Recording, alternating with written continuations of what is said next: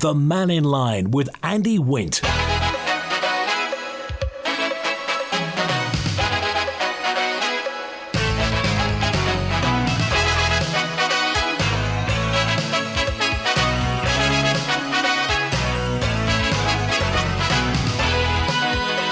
Faster by, good afternoon, welcome to Mannin Line on Manx Radio. It's 7 minutes past 12. We're open line through till 1 o'clock today.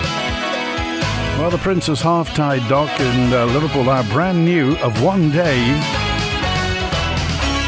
Terminal in Liverpool. Well, all I'll tell you is this is the fact that due to tidal conditions, a slight delay to departure from Liverpool to Douglas. Estimated time of departure was about 20 minutes ago. Apparently the tide's gone out in the Mersey, that tidal river. Well, somebody must have known about it, don't you think? We'll keep our fingers crossed, and because of the adverse weather, tonight's 8:15 Manxman to Heysham is subject to disruption or cancellation. The decision will be made at 5:30. So listen to Update Tonight with Dave Moore, and you know whether or not the boat is going tonight at 8:15. And if you're on that boat tonight, well, fingers crossed for the weather. David's with us now. Hi, David. Hi, Randy. Just a quick praise to the residents of Howview Road in Onken. And it's not to do with the cars, it's to do with the telegraph poles.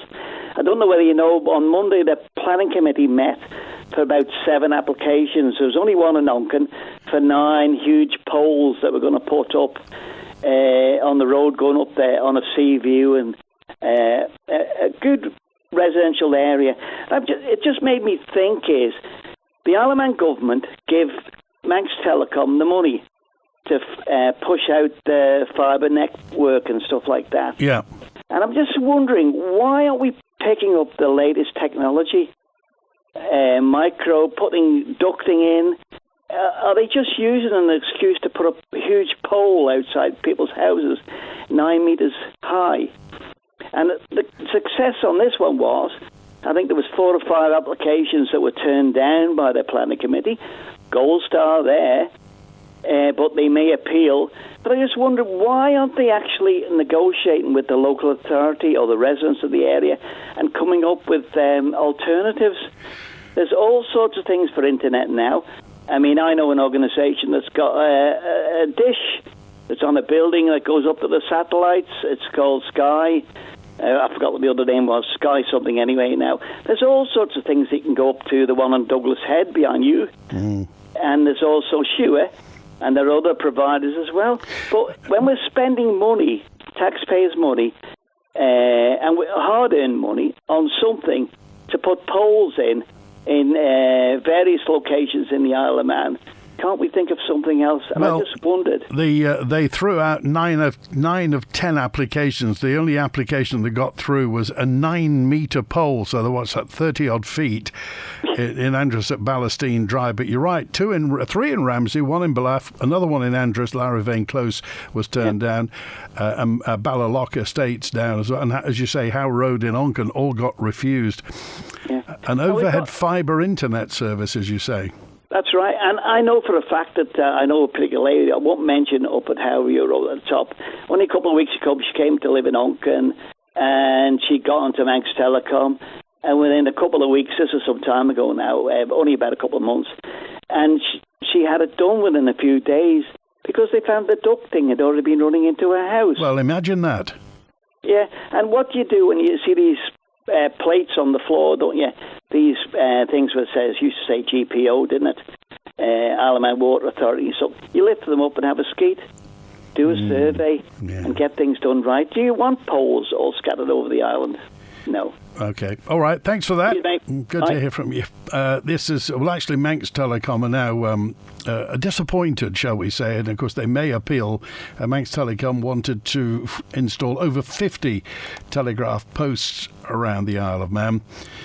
They'd applied for planning permission to put the posts up and associated wires at 8 locations. The planning committee, 7 of the applications were turned down, despite a recommendation they should be permitted. So this is Manx Telecom warning that the rollout of fibre on the Isle of Man could be delayed if planning didn't go in its favour. So it's either, they say, a delay in fibre or put the poles in. And doesn't seem to be any middle ground, really. Each set of poles had to be considered by the committee as one application with Manx Telecom, saying the applications were rejected. They require a full redesign of all pole locations. Howard's on now. Hi, Howard. Hello, Andy. Listen to David there. Do you remember, as I say, there are other means of receiving television, phones, etc. Do you remember Elon Musk was wanting to make a move to the Isle of Man here, and he did start it. It was built up on Carnane, and a big telescope went up there, and it was supposed to be going to be for space use, etc. And Starlink was another one he was talking about, and the cost to the receiver was about 3 times that of Shure and Manx Telecom or any other particular person that was supplying it. But I don't think he heard much more of it.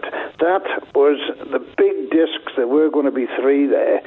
I think they've gone now. The building's still there, but down below it, slightly down the hill, there are about 5 discs.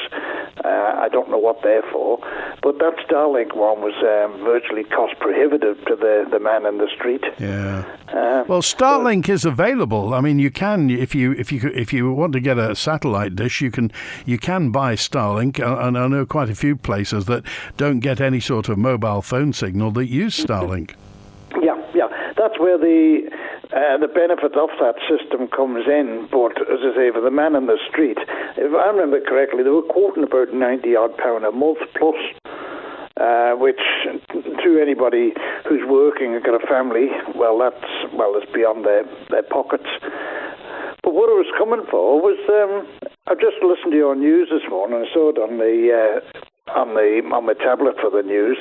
The Mannins just left for the problem with the new link span, tidal. Yes, apparently the tide's gone out in the Mersey. Another DOI mess. They've had a couple of years, and the tide has been going in and out of there for, more years than I care to remember, most people. But how come the DOI have got this so wrong right from day one? And Peel Holdings, they must be laughing all the way to the bank, because they've just got that whole area rebuilt, tidied up and everything, and now they're going to put a hotel, etc. down there. And we can't get in there with our ships because of the state of the tide. And that is going out to open sea. So having been further down the river, the water, you would have thought, would have been slightly deeper, which would not have caused a problem to the sea cap, the Mannin, which was about half a mile further up the river. Anyway, we've had the same problem for years in Heysham, also Peel Holdings. And there's this man living on the island, enjoying his cheap taxes, and then the Isle of Man is suffering because of bad decisions made within our own DOI and decisions made by this man's company. So what is going on within our own government? We've got to have some serious questions asked in there. Who is detailing this work and who is actually monitoring the work? Because it's not going to be long. Saying cancelling tonight, possibly the Manxman. There's a big lump of a ship. It can't sail in a bit of a breeze, and they can't get into Heysham because of the wind. They can't get into Douglas because of the wind. But this Peel Holdings, they must be, as I say, laughing all the way to the bank. And it's time someone was taken seriously to task within our government and very serious questions asked on Peel Holdings. What are they going to do about the silt in both of the ports that are the lifeline to the Isle of Man? What interests me also, Howard, is that we employ professionals. We pay top dollar. We pay the industry going rate for professionals. The people involved in the steam packet are all remunerated. They're professionals. Mm-hmm. I don't understand now why their problems are suddenly our problems. Exactly. We pay them to sort problems out. I'm just tempted to say this never happened with the Lady of Man, did it? I don't recall it ever happened. I could be wrong. I'll stand corrected on this. That the ships, our own ships, as they sailed on a daily basis, ever not been able to get into port because of low tide in Liverpool. They've come in, gone up the river, swung round and come onto the berth. And they've been like taxis in and out of there. Yeah. Now we've got a reasonably shallow draft Mannin, who never had the experience to have not enough water under it that I know of, and now suddenly half a mile out to sea, which should have deeper water in the river, we've now got, and only on its second day. As you say, technically it should be deeper because we're further down. We're further down there, and I'm not being facetious, but surely they knew that the Mersey's tidal. Surely they knew that. Well, you wonder what's going on in their little heads. The powers to be within our own DOI, the computer says no. That's all. I was speaking to a chap yesterday up on Douglas Head, strange enough, and he said these people will not rely or ask local knowledge. And you only have to ask any of the sea captains, etc., and the people that have sailed in and out of Liverpool, and they would wait to go into these docks because they had to wait on the tide to get into the docks that are being filled in now and used as a building area. But I beg his belief, I just do not understand how these people are still in their jobs. If it was private industry, because the steam pack is not private industry, it's owned by the Isle of Man, and as they say, an arm's length, so they're made of Teflon, nothing sticks to them, and if they're in private industry, they'd be getting a P45 and a taxi down the street. But somebody's going to have to ask serious questions why, just on our second day, for a £70 million, £80 million landing link span, etc., that it's unusable. Okay. All right. Thanks, Howard. Take care. Bye now. A message in from Texter 068. What a relief the planning department refused those huge telecom poles. Good for them.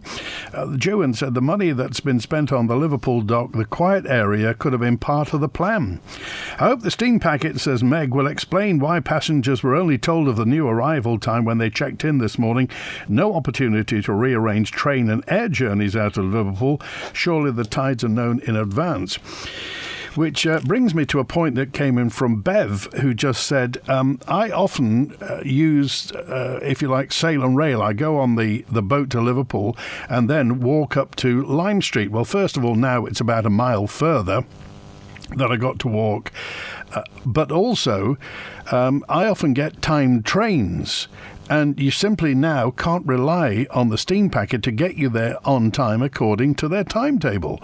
So surely somebody knew. Again, this is a case of their problems suddenly becoming your problem. The fact that this wasn't sorted out, somebody didn't know. And between the DOI and the steam packet, and I'm presuming that the telephone lines are fairly hot between the two today, the public, you and I, just need to know. You know, we bought the steam packet.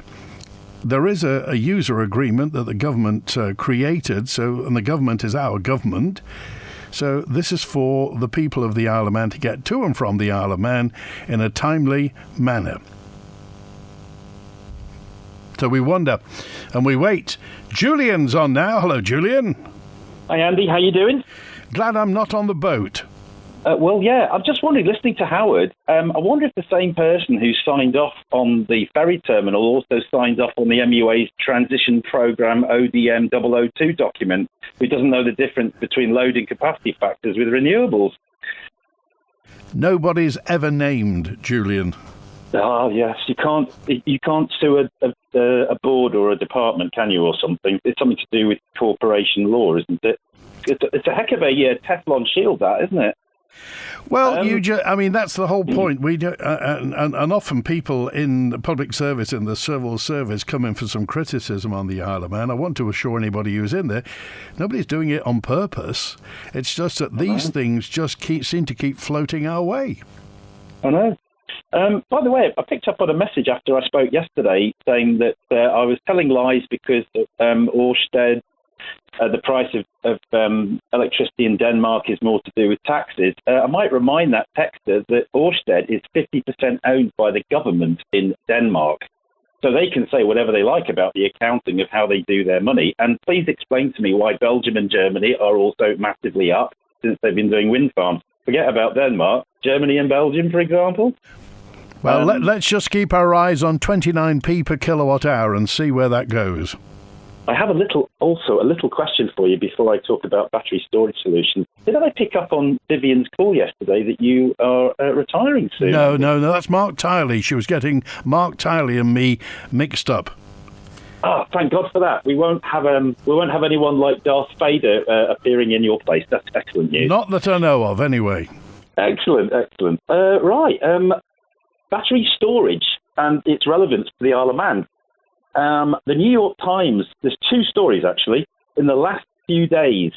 New York Times article describes in Hwasong in just south of Seoul in South Korea, an Aricel commercial lithium battery storage facility known as a BESS exploded a few days ago, killing 22 workers. An official from the fire department said a single battery cell ignited the other 35,000 cells, starting a fire which became a raging inferno within 15 seconds. The toxic fumes rendering people unconscious within one inhalation. 160 firefighters and 60 fire engines have been trying in vain to bring the fire under control, but because of the speed of the fire, it made access to the interior of the building impossible. And the day after, the Paisley Daily Mail reports on a lithium battery recycling plant at the Linwood Industrial Estate in Paisley, west of Glasgow, exploded into flames a couple of days ago with smoke visible all the way to Hamilton in South Lanarkshire. The dramatic blaze at the Enver site was described by eyewitnesses to the Paisley Daily Express as like bombs popping constantly. Local residents were told to remain indoors and keep windows and doors shut. Now, this reminds me of last year when we had a conversation on the Mannin Line with Andrew Langan-Newton, and he was talking about a vision of getting the gas turbine out of Pulrose Power Station and filling it to the roof with battery storage. I wonder what the residents of Pulrose might have to say about that, or even Annika.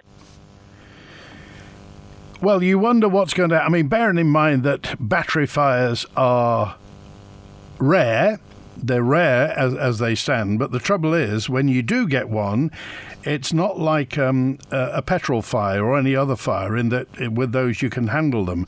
So at the moment, there doesn't seem to be any other technology for dealing with battery fires or these lithium battery fires, apart from smothering them with a big blanket.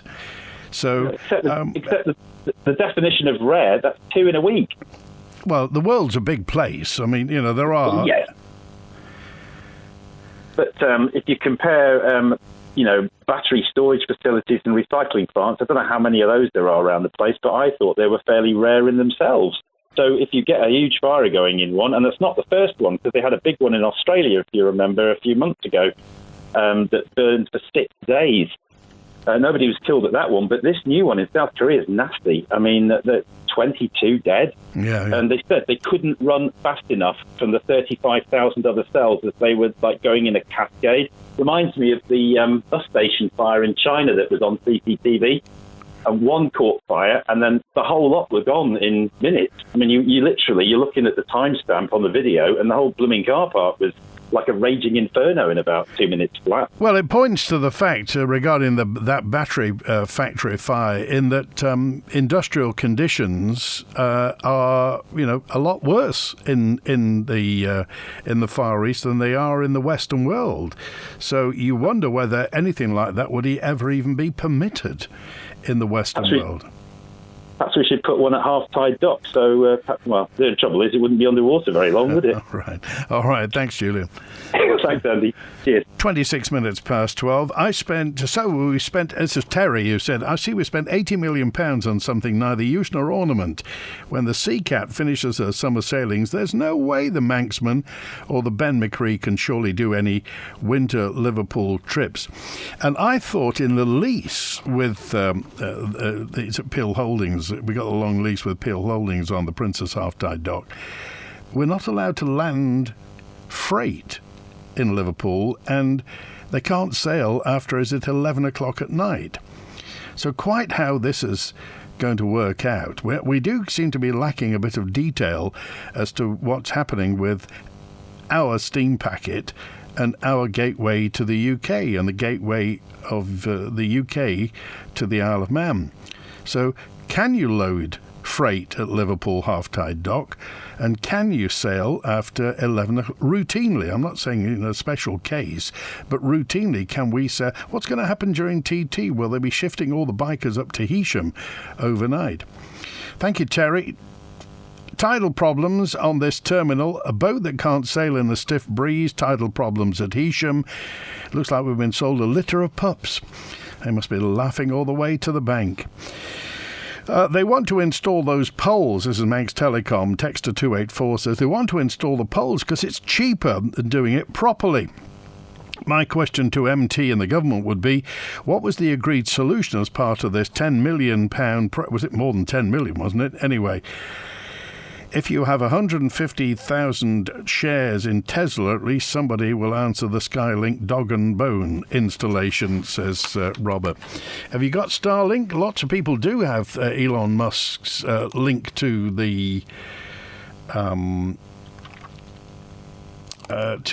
satellite, so you can get internet that way. The prices for the last generation hardware are £229.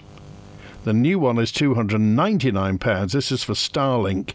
£75 a month. You will get an average of 200 to 300 megabits of download and 10 to 30 megabits of upload.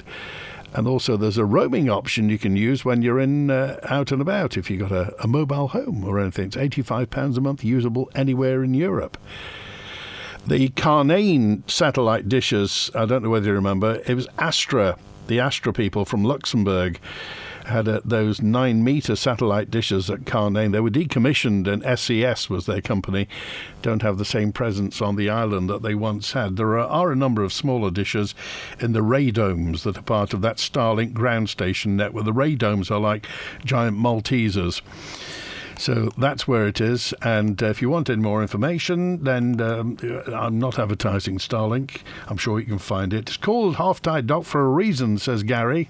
Sometimes the tide goes out. Makes you wonder how much big pollution is being released from that big battery bank inferno, bearing in mind they're supposed to save this. They're supposed to be saving the planet. But, that is some. I mean, lithium is, the heavy metals are dirty materials.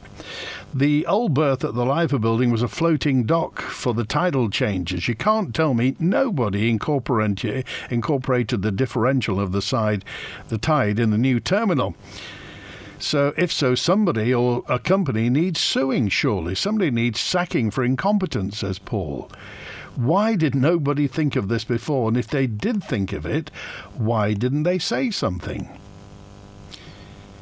I may be wrong, but isn't it true that one of the delays and extra costings at Liverpool was to deaden the berth to cater for low tides? Is that true? 223?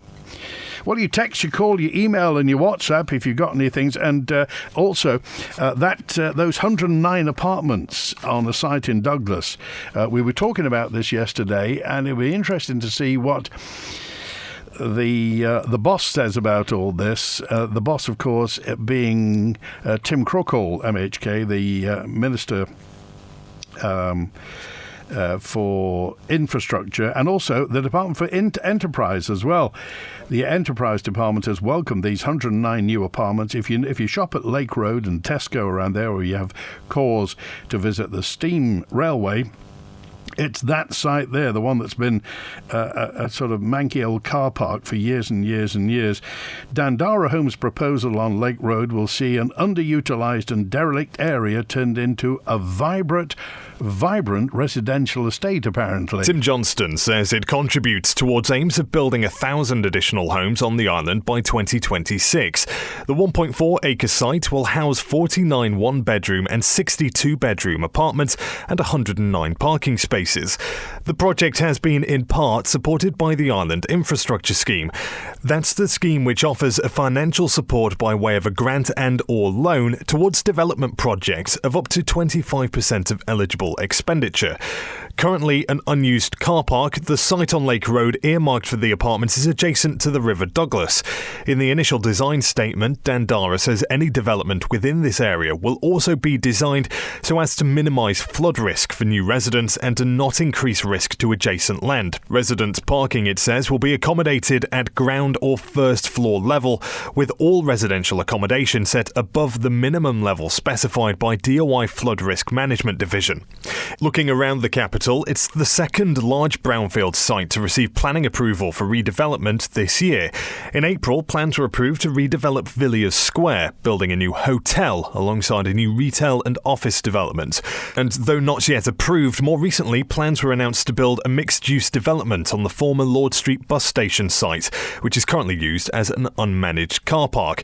The plans there include 85 apartments, office space, a multi-screen cinema complex, restaurants, food hall and bus information centre. Well, we'll see, won't we? It's part of the brand new look of the Isle of Man. Have you got any thoughts? Hi everyone, Ben Birchall here. Just want to wish Manx Radio a happy 60th birthday.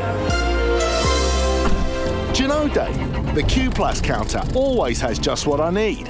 Whatever plumbing job I'm working on, whether a state-of-the-art bathroom or the latest heating system, Q Plus always help.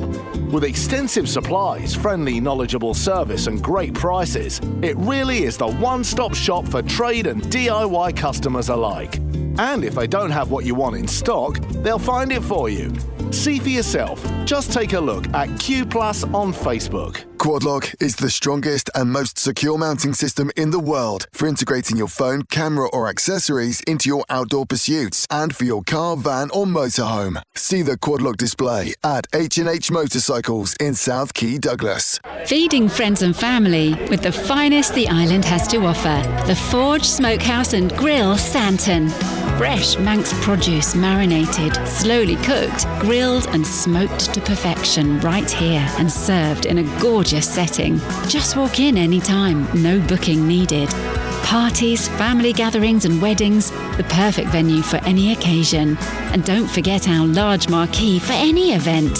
Visit theforge.im and see. Waltons have hundreds of TVs in stock with mega offers throughout the entire electrical store. Waltons on Isle of Man Business Park or check out online. Mega offers on now, and at Waltons it's ready to go. Great prices and great service, including an installation service available. Until the 14th of July, you have the chance to win an LG 65-inch TV, courtesy of Waltons. Each week on the Manx Radio Facebook page will be a scrambled footballer's name. All you have to do is identify the person. To enter, tune in each weekday evening to Greatest Hits or Saturday Live, where we will announce a window of opportunity and you will have 5 minutes to text your answer and your full name to 166 177.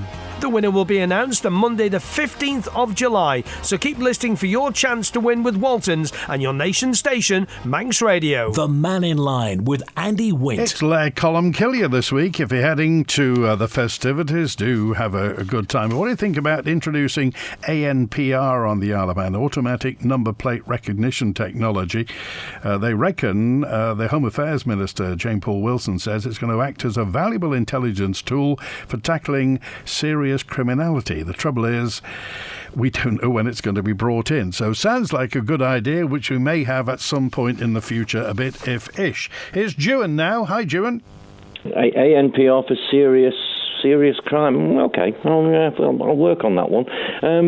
We've just been on to change.org. We've stopped our Stop Winty Retiring campaign. You've put that to bed for us.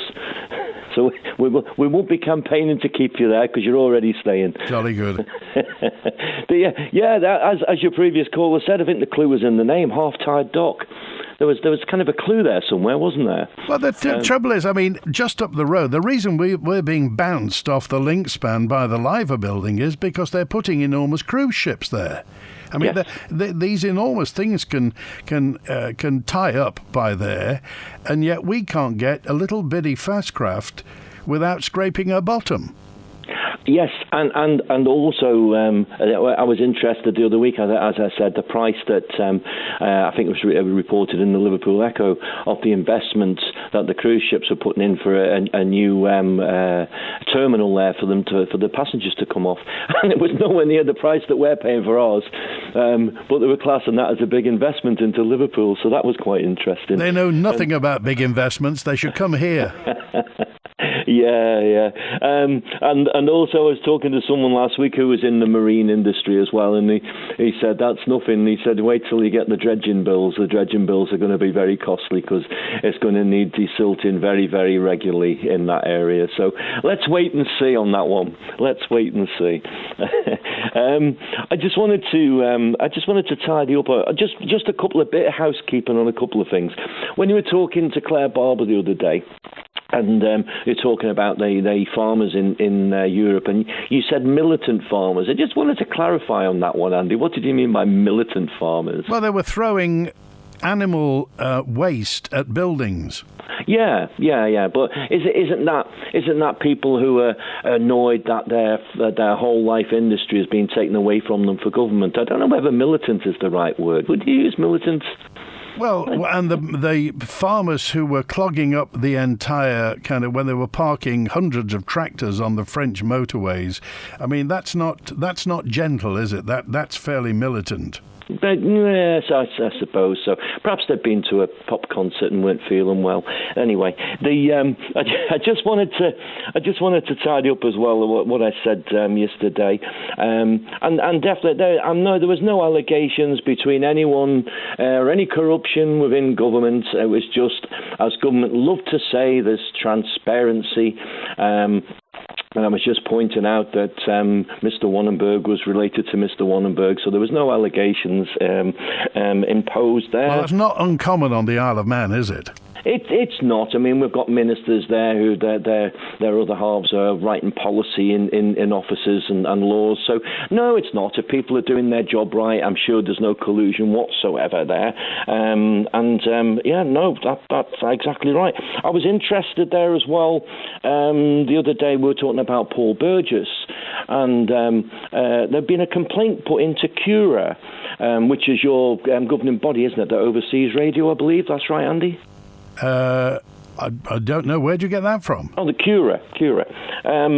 So there'd been a complaint put in about Energy actually broadcasting the Paul Burgess interview, and from a regular contributor to this show, I believe. Oh, I didn't know. No, I'll leave that with Head of News. Let her have a look at that, and there might be something in it. But that was interesting. That came from a decent source as well. You've got far better sources than I have. I only use HP. I don't use anything cheaper. Thank you. All right, Jim, thanks for that. Take care, Andy. Here's a note in from Andy who just said, regarding the new Liverpool terminal, so it can't be used when the tide's out unless the berth is dredged. Deeper was this known at the time. The site acquisition was agreed. What's it going to cost for dredging the berth to ensure that it'll always be available when we, the travelling public, need the boat to arrive so we can connect with onward travel, buses, planes and trains, says Andy. Would be nice to know. It's not like we haven't bought it. And here's a message in that says, I wonder if our MHKs bother to look geopolitically to see how the voting public across Europe and the UK are now supporting parties that are against the Ponzi scheme that's economic immigration and ridiculous and costly net zero policies, says Ian. Do we have to wait for the inevitable problems that come with both these policies until our MHKs wake up, smell the roses? Have a nice day. Thank you, Ian. Thanks also to another WhatsApper. But let's first... Oh, no, we'll go to June first of all. Is it June? Oh, it's Eddie. Hi, Eddie. Yes, good day, Andy. Now for something completely different, as Monty Python would say. I'd just like to let you know, and the rest of the Isle of Man know, that here on the Isle of Man we have an environmental ticking time bomb. Go on. Right? And it's just in one word: wallabies. Well, they reckon they're about... Is it 600 now? Well, I'll just let you say... If you want to realise just how bad it can be, you should go to the Ministry for Primary Industries website of New Zealand and find out on there just how bad things are when an invasive species like wallabies are introduced into a country. Now, there's a lot of interesting facts on there. I won't go through them, all of them, but let me just say that they are an incredible problem, and it's going to be a big deal for the Isle of Man because we have limited space here. At least in New Zealand, where these wallabies are now rampant because they were introduced from Australia, there are serious, serious problems coming, and they do a tremendous amount of damage. They damage the native forests, they change the forest composition and the diversity, and they just destroy the native species habitat. But not only that, it's the way they spread. Wallabies can breed at a very early age, probably only about 2 years, and they're very mobile. Are they mobile? If you go onto the Primary Industries website of New Zealand and look at some of the little videos they've got, you'll just see how mobile they are and the damage that they can do. Do you live in the north? Have you spotted any? With the north? No, I live in the south of the island. Okay, because, I mean, obviously they're prevalent around the Currachs, and I mean, when you say it's a ticking time bomb, what's going to be the outcome? I mean, they're not deadly, are they? The fact is, they can breed so well, and they can travel so well. It's estimated in New Zealand that they can move about 2 kilometres a year from where they are breeding. 2 kilometres. Now, it wouldn't take many years at 2 kilometres for those things to be all over the Isle of Man. And then you start getting problems with all the damage that they're causing. And they just about eat everything. I mean, if you go on and look at some of the details, they tried in New Zealand to fence them in. And you can go and see where the fences are, and on one side you've got a lush native growth, and on the other side you've got nothing. So what's the answer? Do we cull them? The answer is, and a lot of people won't like this because they think they're cuddly little, furry little things and nice for the Isle of Man and unusual and all the rest of it. The only way is to eradicate them, because unless you do, I reckon that within 20, 30 years, they're going to be all over the island and creating such a problem. So, you know, if you want to find out just how bad they are, go to the Ministry of Primary Industries, New Zealand, /biosecurity, scroll down, click on Report Wallabies, and you'll see all the details there of just how bad it is. It's costing New Zealand millions and millions of dollars. Okay. All right. We appreciate that, Eddie. Thanks for that. Good to hear from you. If you live in the north, have you spotted... I mean, it is said that they are quite visible. Are they timid? I'm tempted to say, are they happy? I don't know how you can measure whether an animal is happy or not. And remember, we had people on from the Wildlife Trust, I think it was a while back, talking about how many there are now and whether or not they're happy. And importantly, because they came from, was it 1 or 2 breeding pairs that hopped over the fence at the wildlife park, the gene pool is not terribly deep, is it? So what are the implications really for the future of the ones that are here, aside of the fact that, I mean, apart from absolutely enthralling Australian TV crews when they come over for the TT, they can't get enough of our wallabies. It may be nice, as Eddie said, it may be funny, maybe it's something that gives you a nice warm glow to think we've got wallabies on the Isle of Man, but is it right for the Isle of Man? Is there any, as Eddie said, I mean, surely it's going to be too late when they start knocking on the doors in Ramsey and asking for something to eat, metaphorically speaking, because then there will be far too many to deal with. If we have got, again, between 550 and 600 on the Isle of Man, what happens when it gets to 1,000? What do we do then? We're paying Premiership wages for pub team football with our ferries at the moment, says Texter 762. And David said, I really do think it's time that we summon the previous Chief Minister to the Bar of Timble to answer questions about when the ferry terminal was sanctioned under his tenure as Chief Minister. We live in Andros, where Manx Telecom, this Peter said, we live in Andros, where the Manx Telecom poles have thankfully been thrown out. The only problem now is that our MHK's Tim Johnston, who is Minister for Enterprise, who's sponsoring the Manx Telecom thing, which is awkward for us, really. So as the constituency MHK, I mean, does the constituency part of him have a different opinion to the Minister for Enterprise? It's always going to be a compromise on the Isle of Man when most people are in government. I've got to go to Clatterbridge Hospital. I've got a cancer operation, says Bob. But there are no Loganair flights on a Saturday morning in 10 days' time. I'm wondering, am I going to go at all because of the boat? And this is the implication. Our boats are our lifeline, and the timetable is there surely for us, not at the convenience of the operator. People plan their lives around those timetables sometimes. They have to get to places on time because of it. And we know, look at the terms and conditions, you know, things can change, blah, blah, blah. However, is this something we have to expect all the time now, or is it going to get better? Hello, this is Doug Farragher. In conjunction with Manx Radio, I'd like to invite you to join us and learn something about our native Gaelic tongue, the language of man. Here's a WhatsApp in from 134. We totally agree with the lady who said yesterday about the state of the Coronary in Mackle. The DOI estate's kept beautifully, but take a drive through the privately owned housing estate there and you'll see abandoned cars and rubbish piled high everywhere in the front gardens. Is that right? There's houses with rotten windows, roof tiles lying on the ground, black mould all over the walls. Heaven knows how people live in those houses. Why aren't the commissioners or the government doing something to help these people or make them clean up?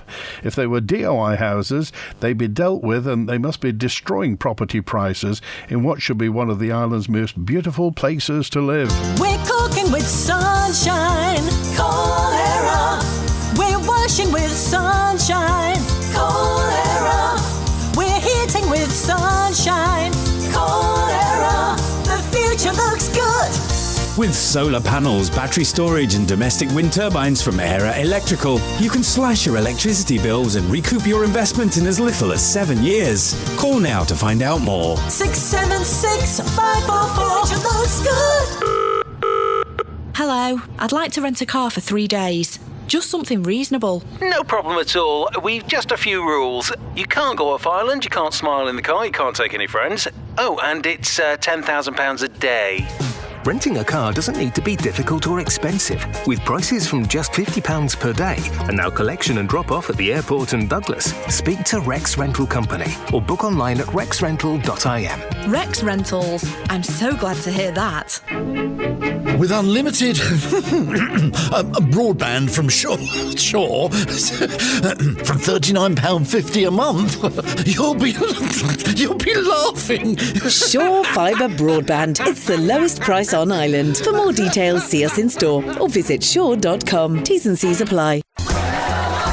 This year's Stage Ed West End Summer School is going to be even more magical, because as well as the chance to work with musical theatre pros and perform in front of family and friends, you could also land a part in Dick Whittington, this year's Christmas pantomime at the Villa Gaiety, supported by Zedra Isle of Man.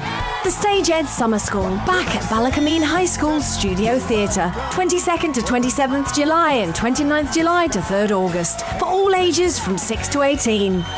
Visit stage-edholidayschools.com for details and booking. The Stage Ed Summer School with Zedra Isle of Man and your nation station, Manx Radio.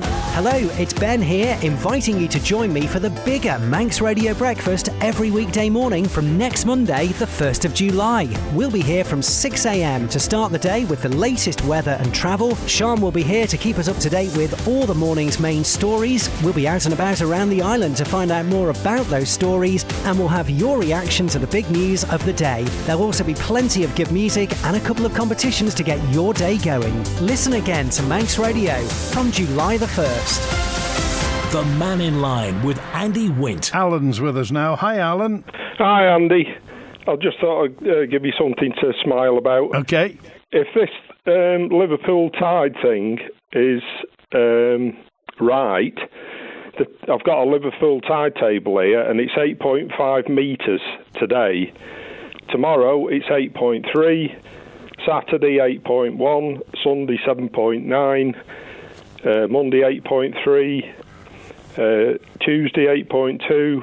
Wednesday, 8.3. Thursday, 8.5. So it should be able to sail again on Friday because it's 8.6. Good grief. Alan, how is this? I mean, why has this come as a surprise? Why? I mean, what on earth is going on? Has it come as a surprise? But I mean, surely they knew before, that the tide was, it goes up and down, for heaven's sake. Well, I would think so. Well, anyone would think so, but as I think it was June's already said, wouldn't you think they'd listen to locals? I see. Or people that are actually operating shit. I mean, people that go fishing, probably diving, swimming, and everything will be looking at these tide tables, even here. I mean, I've got this here. Well, I wonder. We'll see. All right, it's good to hear from you, Alan. Thanks for that. Okay, thanks. Good to hear from you. I had a great reaction yesterday. We were talking about the way that Isle of Man Bank and RBS and NatWest are dealing with customers at the moment. Lots of people drop notes, and I've been experiencing, this is text to 576, I've been experiencing the same request from Isle of Man Bank as your previous listener. It's caused me stress. 54 years of banking, being a previous staff member at Isle of Man Bank, and now they pay me a pension and they want proof of my address, which hasn't changed since 1985. Also, they want proof of our partnership as we have a joint business account. 50 years of marriage is our only partnership, but apparently they want an advocate's letter as proof. Why is this happening? Why are people being quizzed endlessly as to their status to prove their bona fides when they've been at the bank for years and years and years? Who is in charge at Isle of Man Bank when they're doing this to customers? Lots of people talking about this, and if you've got something if you want to drop me an email, andywint@manxradio.com, I'd really like to hear this, because this is disturbing in the way that Isle of Man Bank and NatWest and RBS seem to be treating their customers. I think the wallabies should be rounded up and spayed. Clip their ears like the MSPCA does to cats could be the answer. I worry now.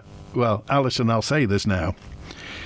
And this got mentioned during TT, and I didn't mention it because I didn't want to tempt Providence. And Alison says, can you imagine if one of these wallabies went onto the track during racing or practicing? Can you imagine? Worldwide headlines, the wrong sort of headlines. It's not like, they're wild animals and they can leap. They're hoppers. And again, 882 said, wallabies aren't dangerous. I wouldn't fancy hitting one of those on my motorbike. Well, I can say it now, but I'd never say it during any racing or practicing. But wallabies wreck things, eat most grasses and vegetable plots. Pity they won't eat the poisonous ragwort or giant hogweed. They're full of ticks and they're often blind. Apart from that, they look cute unless one jumps out in front of your car or bike, says C on 775. And G dropped a note in just to say, if a wallaby knocks on my door, I would vote for them over the current crop of politicians. Thanks also to Wendy, who said, I've got an answer for the Fastcraft not being able to dock in Liverpool. Surely they should dock in the middle of the Mersey and give everybody a rowing boat to row to the side. That way we'd get more exercise, and it could be an anti-obesity plan for the airport. When the Mannin Line's not on air, call Manx Radio to leave your opinion for broadcast on 682 631. Or the government, Sharon says, wallabies, as I've said before, they didn't swim over. Why didn't the wildlife park recapture them when they first escaped? Then it wouldn't have been a problem. Thank you, Sharon. It's the old hindsight thing, isn't it? 2020 vision. I'd like to reiterate my point on why did we ever decide to spend all that money on an appropriate dock in Liverpool when we could have moved to a dock further south in Wales, possibly opening up a tourist market not currently open to us before and offering Manx residents to be able to get to the south quicker, says Ian A. Well, if you've got any thoughts on this, text, email, call on WhatsApp. Hi, it's Connor Cummins here. I'd just like to wish Manx Radio a very happy 60th birthday. Hey, I hadn't noticed. You know we're 60 years old. That's it for Mannin Line today. If you've got any thoughts on the automatic number plate recognition scheme and why it would save us from being in the hands of criminals, then by all means do get in touch.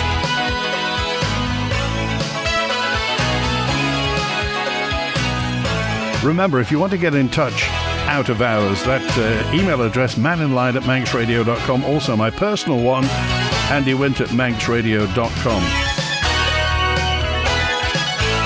If you want to pass me confidential information, I can guarantee all names completely confidential. And nothing will go on the air that you don't want to go on the air. So let's just get that straight.